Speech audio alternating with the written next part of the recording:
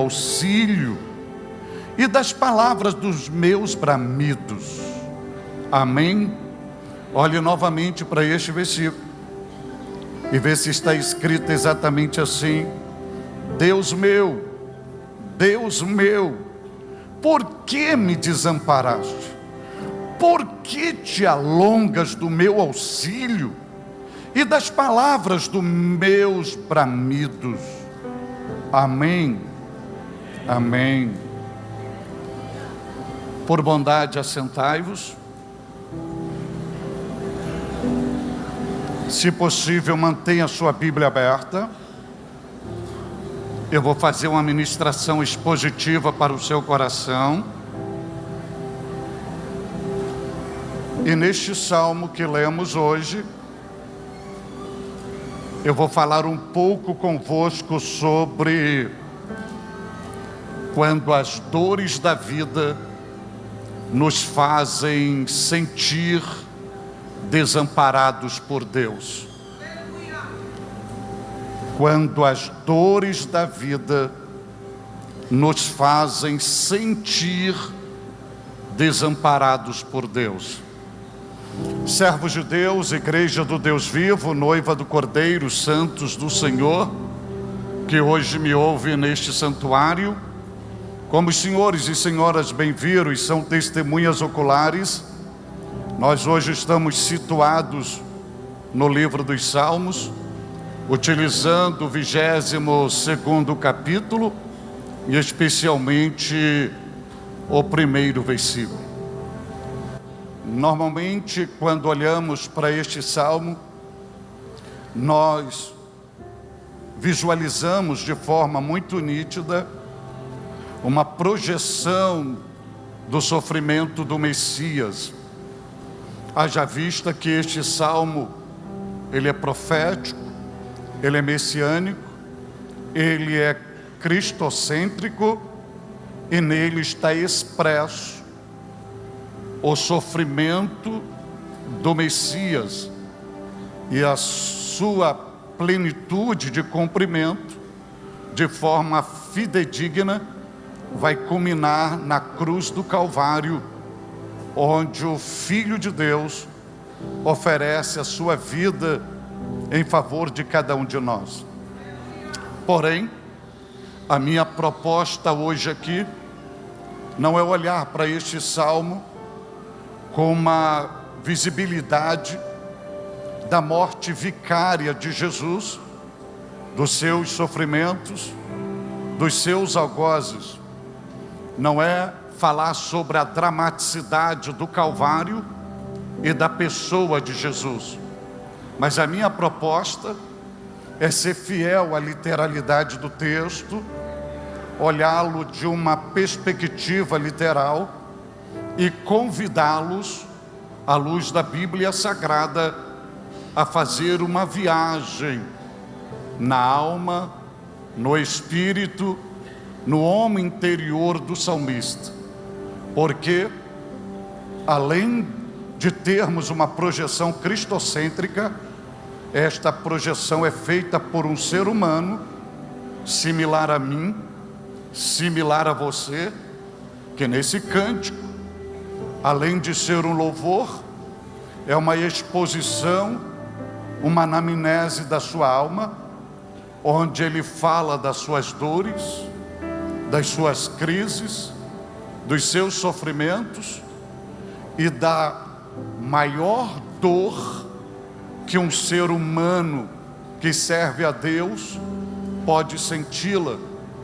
É quando ele, no seu caos, clama por Deus, grita por Deus, ora a Deus, invoca a Deus, e ele carrega um sentimento que fora desamparado, que Deus tirou os olhos de cima dele, que Deus não cuida dele, que Deus não ama ele, e que o Deus dos céus decidiu remover a sua mão, seu amor, sua misericórdia, e esse ser humano refém dos seus sentimentos, no meio das suas precipitações, no seu desespero, ele grita desesperadamente, questionando o Deus dos céus: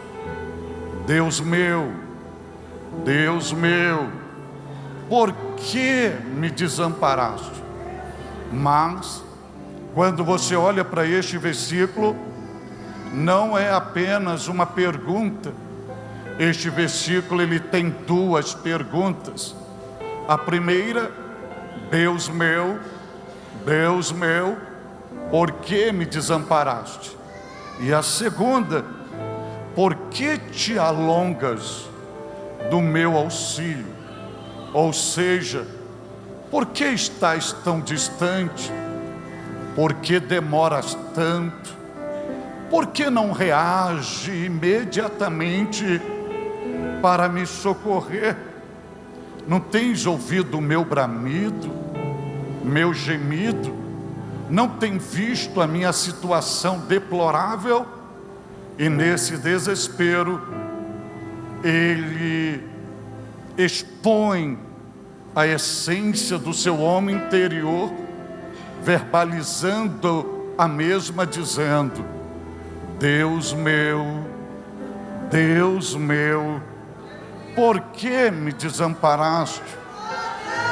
Quando você olha para o Salmo de número 22, você percebe que o início deste Salmo é baseado em questionamento, em lamentos e queixas contra Deus. E algo muito importante neste Salmo, que não existe uma coletividade de cantores, é apenas um cantor, é apenas um indivíduo.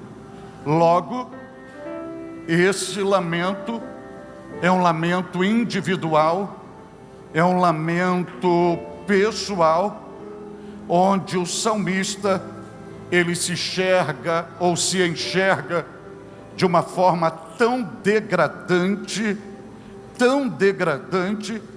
que chega um momento do caos da sua dor, a qual ele não se enxerga como homem, não se enxerga como gente, não se enxerga como ser humano, e sim como um verme. Porque quando chega no versículo 6, ele diz: sou um verme e não um homem. O caos, a dor, o sofrimento é tão profundo que ele perde o senso do que é ser gente, do que é ser humano, porque ele está sendo autoflagelado, martirizado, está sofrendo, está na masmorra da dor, e nessa masmorra ele perde o senso do que é ser humano e diz: sou um verme. Nessa expressão é possível visualizar que, devido à extremidade da sua angústia, o seu homem emocional está totalmente desfacelado, o seu homem espiritual não tem paz interior, e o seu homem físico-biológico está totalmente debilitado, e além disso, predomina uma sensação de uma morte iminente. E é em meio a esse desespero, onde ele se sente plenamente abandonado por Deus, ele grita descontroladamente, dizendo: Deus meu,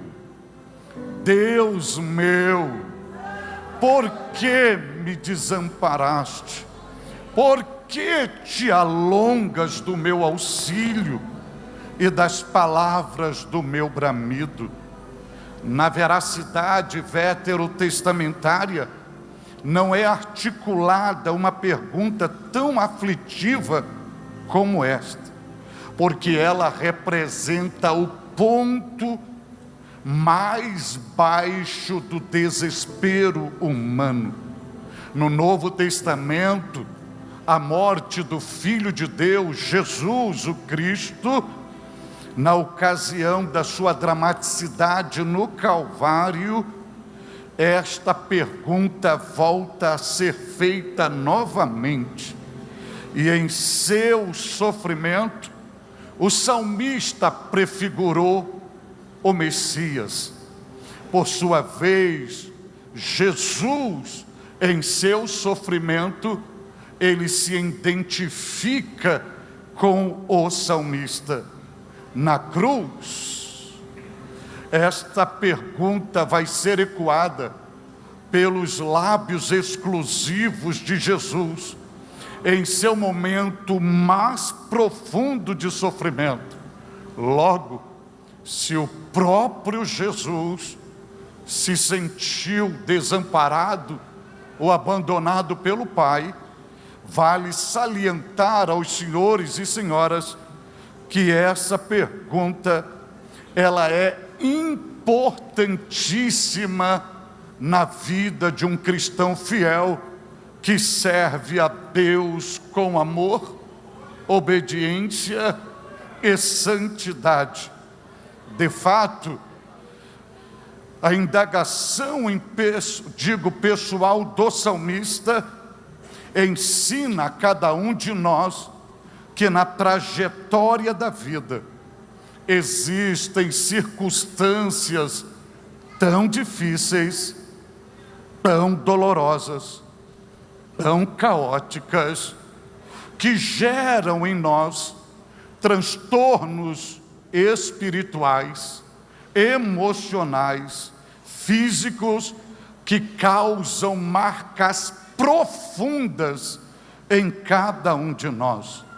Por mais que dia a dia, cada um de nós venhamos não medir esforços para agradar a Deus e cultivar a fé genuína em Deus, porém, isto não nos isenta de, em algum momento da vida, nos sentirmos abandonados ou desamparados por Deus.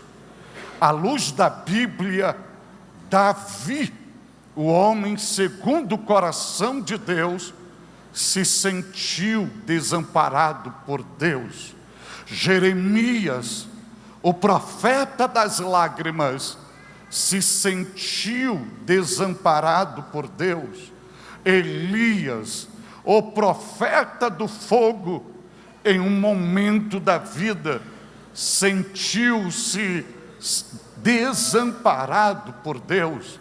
Moisés, o maior legislador da história do povo de Deus, em um momento da vida, sentiu-se desamparado por Deus. E Jesus Cristo, o autor e consumador da nossa fé, o Cordeiro de Deus, o carpinteiro, na cruz, ele vai liberar 7 palavras fundamentais, universais. Das 7 palavras, uma delas, ele grita, ele clama, ele brada: Deus meu,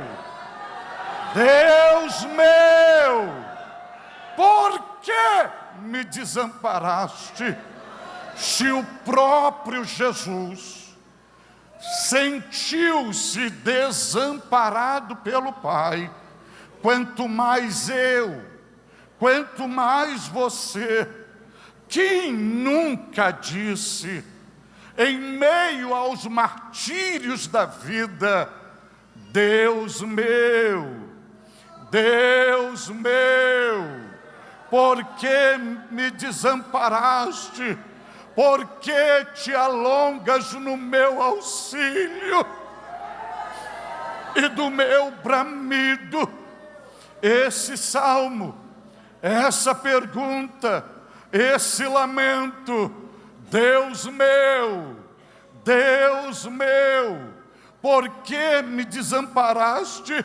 Nos convida a percorrer uma jornada profunda de dor, de humilhação, de aflição, de amargura e de sensação do abandono divino. Entretanto, também nos convida a uma jornada de fé, de esperança e de restauração. Porém, seja no vale, ou seja no Monte Calvário, o cântico do desesperado, em meio aos sofrimentos, quando se sente desamparado ou abandonado por Deus, é: Deus meu, por que me desamparaste? Por que te alongas do meu auxílio e das palavras do meu bramido? Quem dentre nós, no exercício da praticidade da vida cristã, nunca perguntou: Deus meu, por que me desamparaste? Nesta pergunta, é possível extrairmos algumas lições importantíssimas para fazermos aplicabilidade na história de cada um de nós, no exercício da nossa vida cristã. E a primeira lição que eu extraio daqui para compartilhar convosco é: na regência do plano divino, para viver o nosso propósito, tem que experimentar o solitário altar do sacrifício. Deixa eu lhe explicar isso com mais detalhe. A grande lição que este Salmo no versículo 1 nos dá é que na regência do plano divino, para viver o nosso propósito, tem que experimentar o sofrimento solitário no altar do sacrifício. E onde eu extraio esta lição? Existe o verbo bramar no final do versículo, quando o salmista diz: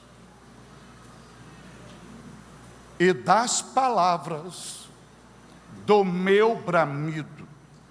Essa expressão e esta verbalização, ela descreve um animal selvagem, dentre eles um leão ou um urso, em um momento de sofrimento. Logo, o salmista, quando está expressando esta palavra em forma de questionamento, ele está se sentindo um animal ferido, levado para o altar do sacrifício, para viver um momento solitário. E com isto ele ensina a nós: se você quer viver a regência do plano divino, prepara-te para experimentar o momento solitário no altar do sacrifício, onde você vai bramar, você vai gritar, você vai gemer, você vai buscar ajuda, e você não vai perceber nenhum tipo de ajuda.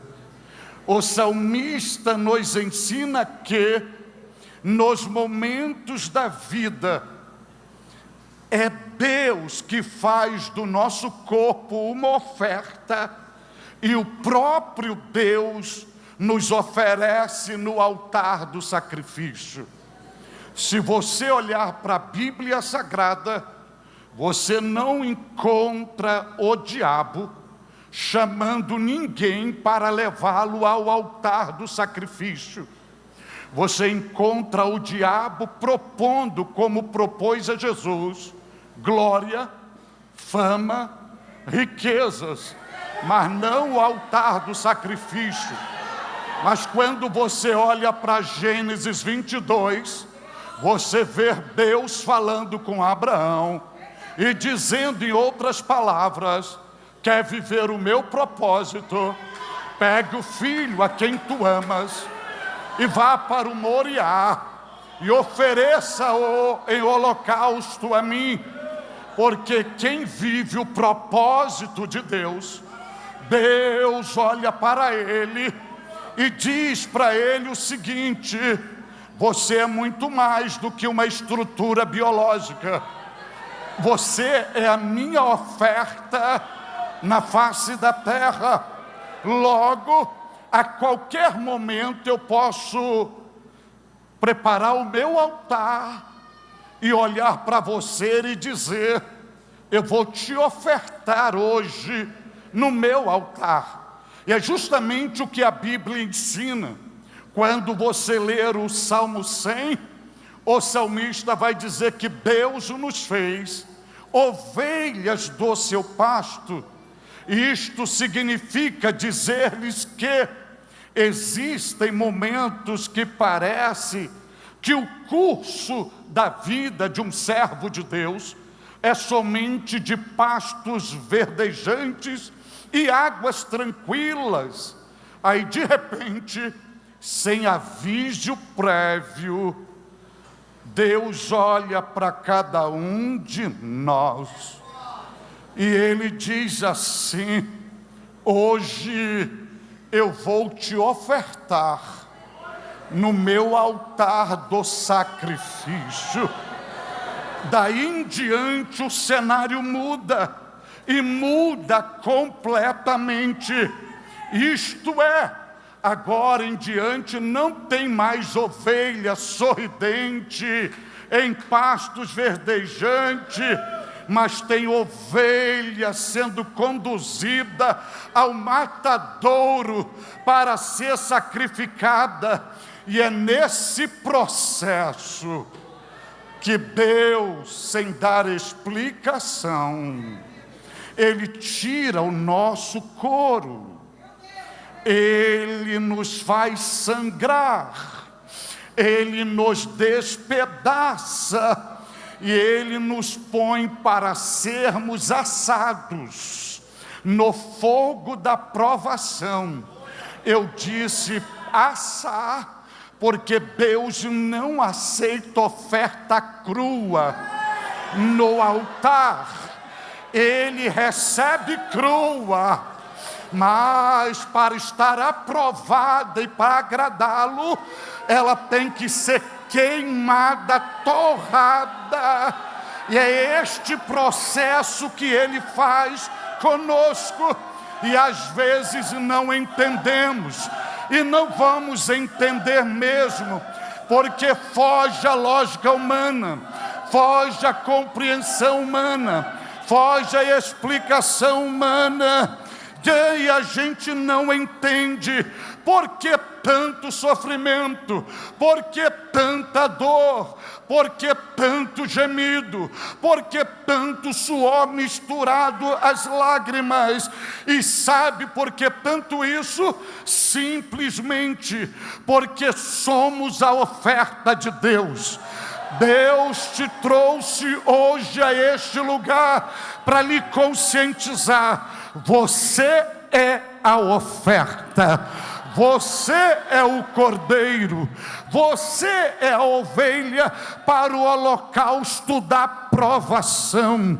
Talvez você esteja alegando: por que eu sofro tanto se eu procuro agradar a Deus?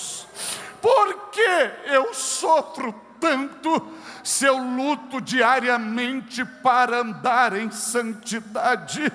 Por que eu sofro tanto se eu decidi obedecê-lo incondicionalmente?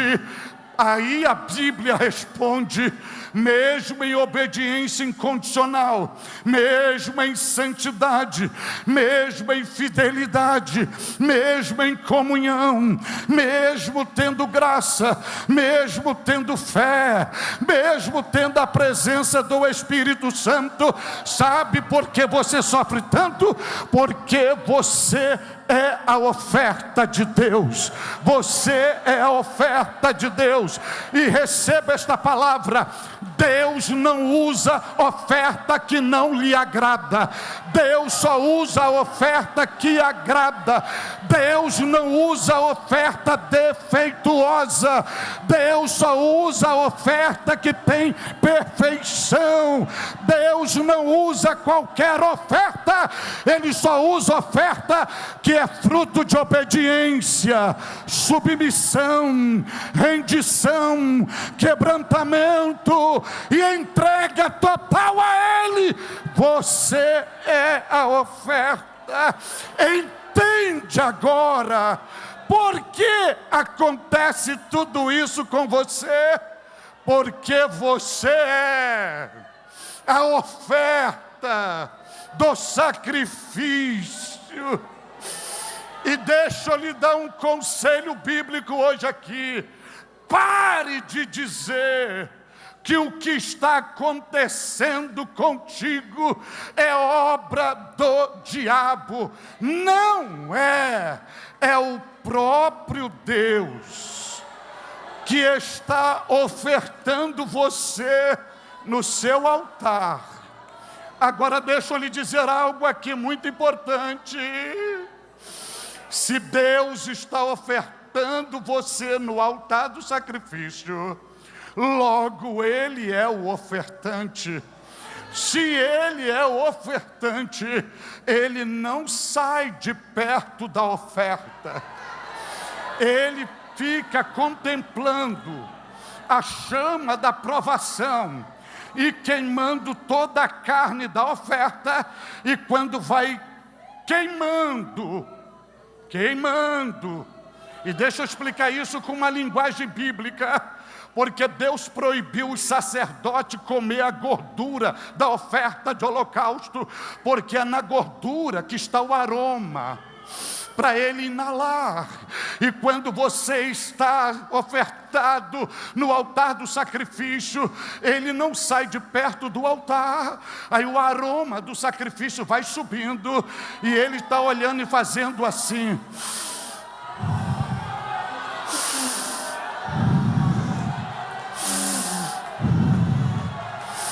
Este ato dele inalar o aroma da oferta, a Bíblia chama de sacrifício de louvor. E o que é o sacrifício do louvor?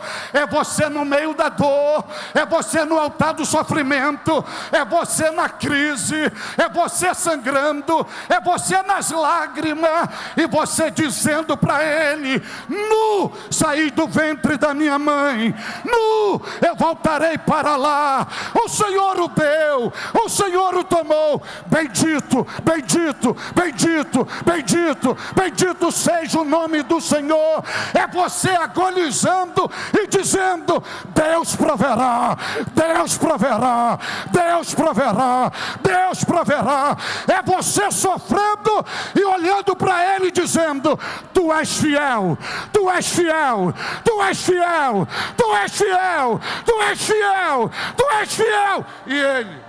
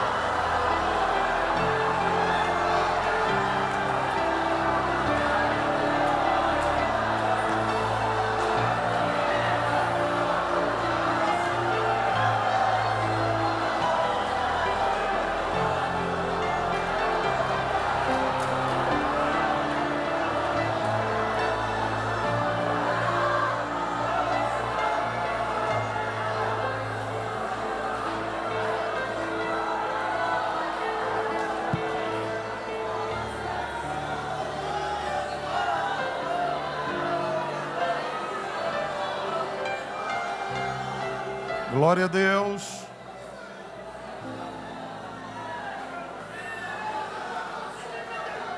Para liberar vocês,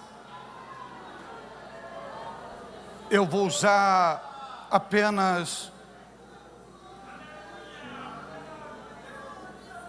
2 pronomes nessa pergunta. Eu vou utilizar os 2 pronomes e vou liberar os senhores. Se você olhar para a sua Bíblia, você vê que o salmista começa assim: Deus meu, Deus meu. Ele usa o pronome possessivo pessoal no singular. Ele diz meu, se referindo que apesar de tudo Deus é dele. Mas também ele usa um pronome pessoal também no singular, quando ele diz assim, porque me. Então ele se refere a 2 pessoas. Ele está se referindo ao divino e ele está se referindo a si mesmo. Veja que no questionamento não é Deus nosso, por que nos desamparaste? O questionamento é Deus meu, por que me desamparaste? Esses 2 pronomes vão nos ensinar uma lição. E a grande lição é que no altar do sofrimento, do sacrifício que Deus nos oferta, ele é individual e ele é solitário, porque ele diz assim, me e não nos. Ele não está questionando, nos desamparaste. Ele está perguntando, por que me? Ele está sozinho. Tudo é com ele. Isto significa ensinar algumas verdades. No cumprimento do propósito existencial que Deus estabelece para cada um de nós, ninguém pode nos acompanhar a não ser Deus e nós mesmos. Você não pode levar ninguém com você, que Deus não permite. É um relacionamento, é uma interação, só Deus e você. E você precisa ter a convicção plena de quem é Deus em sua vida, que você é realmente amado e filho de Deus.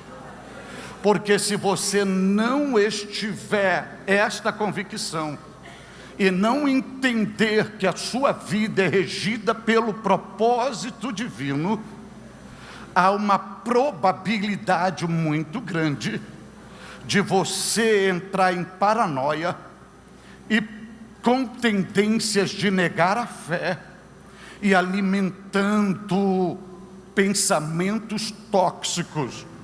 Mas guarde no seu coração, isto é bíblico, mas guarde isso no seu coração.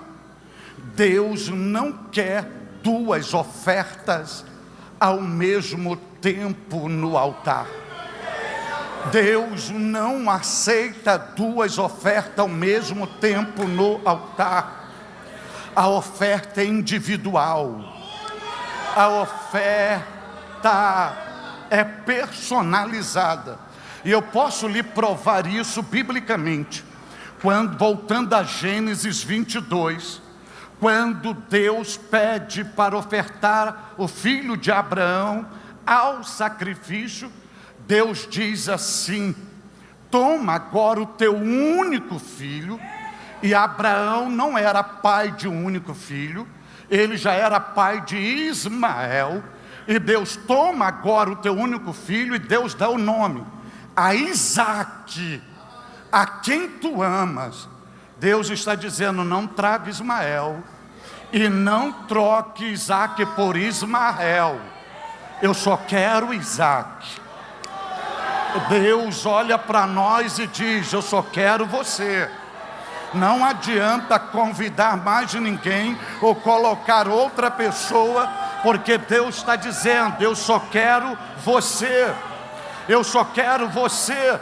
Isto significa, ouça-me aqui, por favor, isso é Deus dizendo a cada um de nós: ninguém pode beber o vinagre da dor para você. Se é o vinagre, foi destinado, está o teu nome, está o teu endereço, está a tua casa, está a tua família, ninguém pode beber esse vinagre da dor, é só você. Ninguém pode beber o cálice do sofrimento por você, é só você. Se você olhar para o interior do Getsemane, Jesus não estava sozinho no Getsemane, lá estava Pedro, lá estava Tiago, lá estava João, mas o Pai não estava servindo o cálice do sofrimento a Pedro, a Tiago, a João. Já Pedro nunca ouviu: este é meu filho amado em que me comprazo. João nunca ouvira: este é meu filho amado em que me comprazo.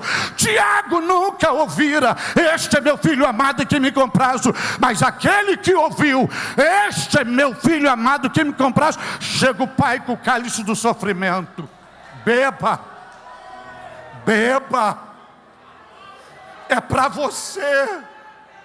Só você é capaz de beber. Ninguém pode beber o cálice do sofrimento por você. Ninguém pode usar a coroa de espinho por você. Ninguém pode assumir a cruz por você. É somente você. E neste processo, o processo do sofrimento é solitário, é sozinho.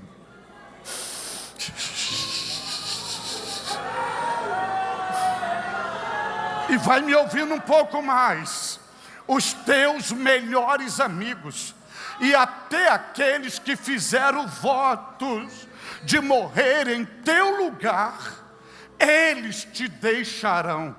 Aí eu te pergunto: covardia, injustiça, infidelidade, ingratidão não faz parte do propósito do Pai. É o Pai que não deixa eles se aproximarem. É o Pai que não deixa eles ajudarem. Porque o processo do sofrimento é solitário. Aí você me pergunta: e por que Deus faz isto? É porque Deus decidiu de ser glorificado em você, e você ser glorificado nele. É a tua missão, é o teu propósito.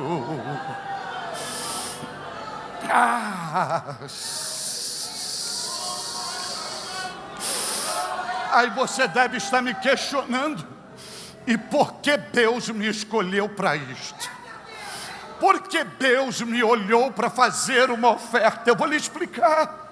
Sabe por que Deus planejou isso para você? Porque Deus confia em você. Deus acredita em você. Deus tem a plena certeza que mesmo você sendo sacrificado no altar em meio às dores, você não vai traí-lo, não vai abandoná-lo, não vai largá-lo, não vai virar as costas para ele. E mesmo em meio à dor, sangrando, mesmo que as tuas forças se evacuaram, você vai dar um jeito e vai tirar força da fraqueza. E numa regência do Espírito Santo, você ainda vai ter graça de olhar para ele e chamá-lo Pai. Pai. Deixa eu voltar às 7 palavras fundamentais de Jesus na cruz. Jesus libera 7 palavras. Nas 7 palavras, ele chama Deus de Deus apenas uma vez, reproduzindo esta palavra: Deus meu, por que me desamparaste? Mas lá nos algozes, o sol escurecido, a agonia, os olhos virando, perdendo o oxigênio, de forma moribunda, 2 vezes ele chama Deus de Pai. Pai, perdoa-lhes, não sabe o que fazem. E a última palavra dele: Pai, nas tuas mãos eu entrego meu espírito. Ele agonizando e com os olhinhos virados para o céu, dizendo: Pai, Pai, Pai. É por isso que os incrédulos, o diabo, não entende a nossa vida, porque a gente está sangrando, está gemendo, está na moenda, está nas lágrimas, e a gente ainda tem graça, a regência do Espírito Santo, e olha para o céu e diz para todo mundo ouvir: eu tenho um Pai. Pai. Aí chega Paulo, vai dizer assim em Gálatas 4:6: e porque sois filhos, Deus enviou aos vossos corações o Espírito do seu Filho, que clama: Abba, Pai. Abba, Pai. Você sabe que o conceito bem simplório de Abba, Pai é paizinho querido. Mas na prática, na dinâmica do Espírito Santo, da vida cristã espiritual, você sabe como que funciona essa declaração: paizinho querido? É você no altar, é você no sacrifício, é você na dor, é você nas lágrimas, é você no gemido, e você falar com ele: meu Pai, com muito respeito, encosta a sua cabeça aqui. Aí ele, numa linguagem antropomórfica, ele encosta a cabeça aqui. A palavra beijo, a palavra adoração no latim, vem de uma expressão: beijar a mão de. É como se Deus estende a mão e você fica assim, ó, adorando. Mas nesse caso, numa linguagem antropomórfica, ele estende a cabeça aqui, e você, em meio à dor, levanta a mão cansada e vai no rosto dele e diz assim: paizinho querido, eu te amo. Está doendo, mas eu te amo. Não estou entendendo nada, mas eu te amo, paizinho querido. Está difícil para mim, mas eu te amo. Eu te amo, paizinho querido. Paizinho querido. Paizinho querido. Paizinho querido. Paizinho querido. Paizinho querido.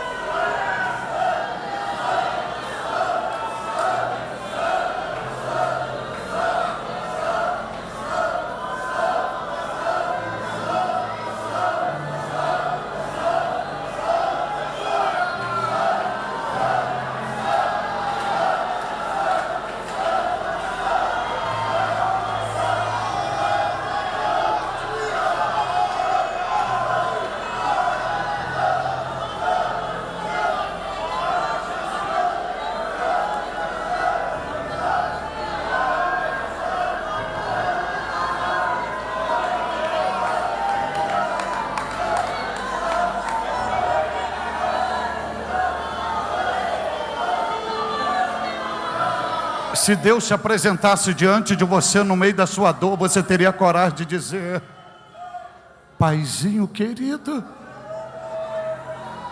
eu te amo.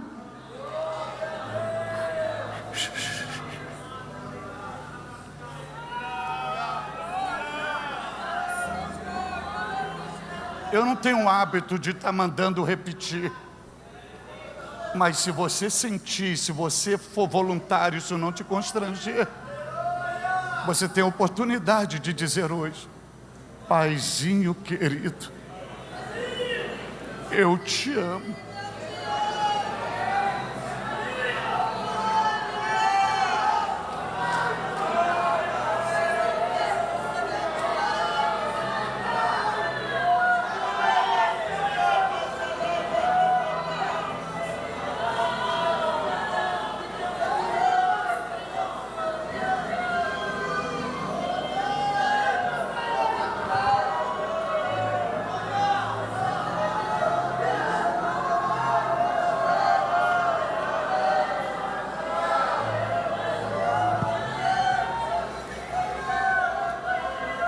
Eu não posso abortar a operacionalidade do Espírito Santo. E Paulo diz que Deus envia no nosso coração o Espírito do seu Filho, e o Espírito Santo dentro de nós clama: Abba, Pai, Paizinho querido. Eu quero diante de Deus, debaixo da graça do Todo-Poderoso, coberto pelo sangue de Jesus e banhado pelo Espírito Santo, lhe anunciar que a partir de agora, o bendito Espírito Santo, ele dará um testemunho no teu espírito e ativará esse cântico dentro de você. E você não se espante, cada pessoa do teu lado, baixinho ou de forma mais forte, vai estar dizendo: Abba, Pai, Paizinho querido. Porque a partir desse momento há uma ação operacional do Espírito Santo, e Ele está testificando isso dentro de você. Eu não vou mandar você levantar a mão, eu não vou mandar você dar glória a Deus, porque eu não sou capaz de fazer, porque não é por força e não é por violência, é pelo Espírito do Senhor, e Ele está testificando agora. E muitos que receberão esse testemunho não conseguirão se manter sentados nos seus lugares, porque haverá um turbilhão, um movimento muito forte no seu interior, e ali de dentro vai vir um ecoar, um cântico: Abba, Pai, Paizinho querido, Paizinho querido, Paizinho querido.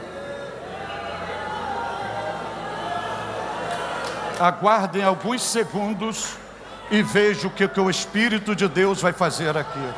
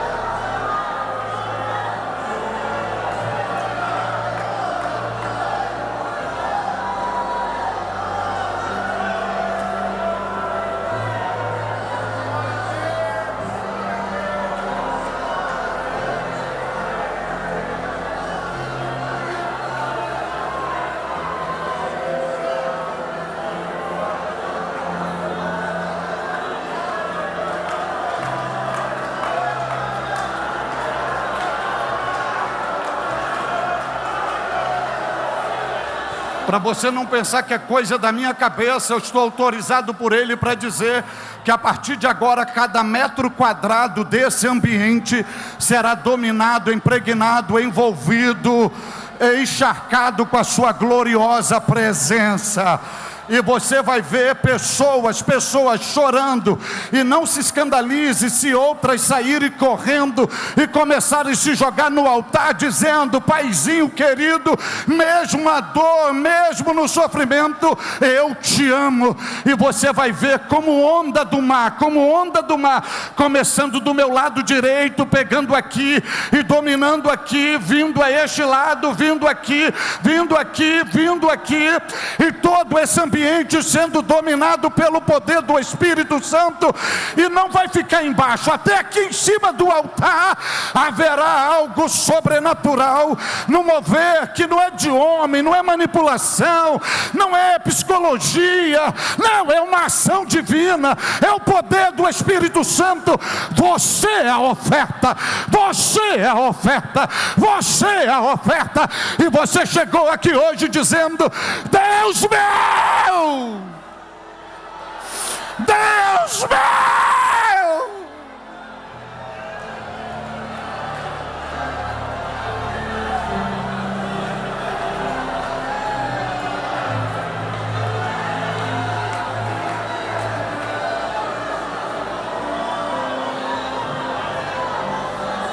Eu tinha mais que falar convosco, mas por obediência pastoral e ética ministerial, eu vou parar agora.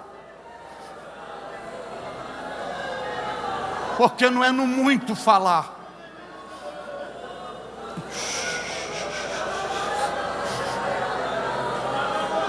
Agora se coloca de pé.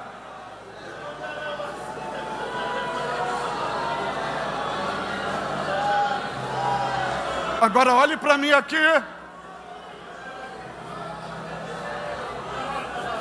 Olhe para mim aqui. Na verdade, o salmista não estava desamparado, porque não é um ponto final que ele coloca no versículo, é um ponto de interrogação. Ele está se sentindo desamparado. Se sentir desamparado não é sinônimo de desamparado. Agora olhe para mim aqui.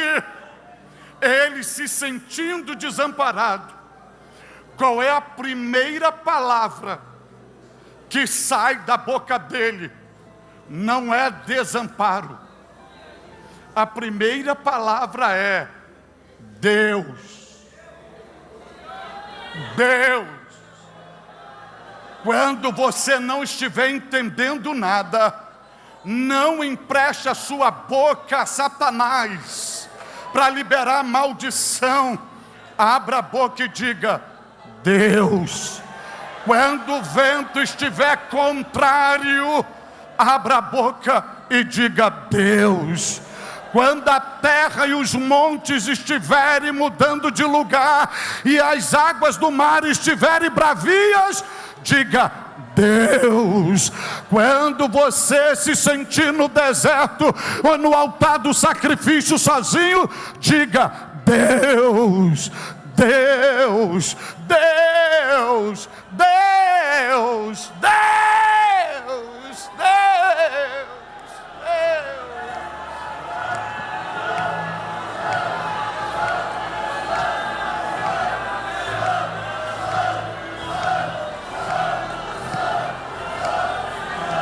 Será que só tem esses irmãos ciganos aqui no culto? Será que só tem eles no culto?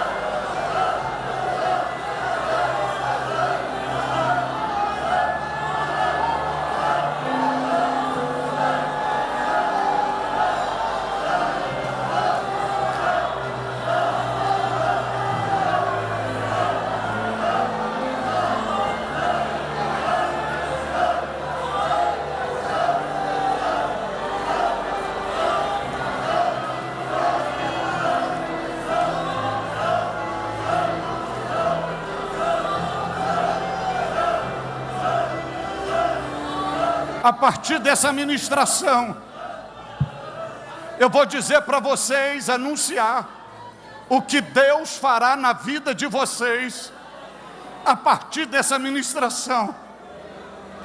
Quando as dores da vida nos fazem sentir desamparado por Deus, você só está se sentindo desamparado. É Deus que está lhe ofertando. E eu vou lhe anunciar o que vai acontecer com a sua vida. Se o irmão que está me ajudando na tela, para não pensar que é coisa da minha cabeça, ponha Oséias capítulo 6, versículo de número 1 e 2, porque está aqui um anúncio profético do que Deus fará com você. Vinde, tornemos ao Senhor, porque Ele despedaçou. É Ele que leva para o altar, é Ele que fere, é Ele que tira o couro, é Ele que sangra, é Ele que faz moer, é Ele que faz gemer. Vinde, tornemos, porque Ele nos despedaçou, mas Ele não deixará a ferida aberta, porque o mesmo que fere, Ele nos sarará. Feriu e nos atará a ferida. Agora deixa eu lhe dizer algo aqui, Quem disse na cruz, Deus meu, por que me desamparaste? Vai ter uma resposta, não na cruz, não naquele momento, mas 3 dias depois. E coloca o versículo 2,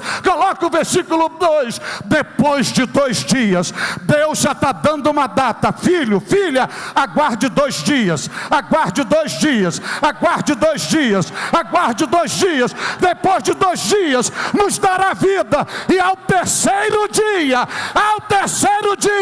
nós ressuscitará. Prepara-te, vem aí um novo tempo, uma nova fase, uma nova história. Vem aí ressurreição,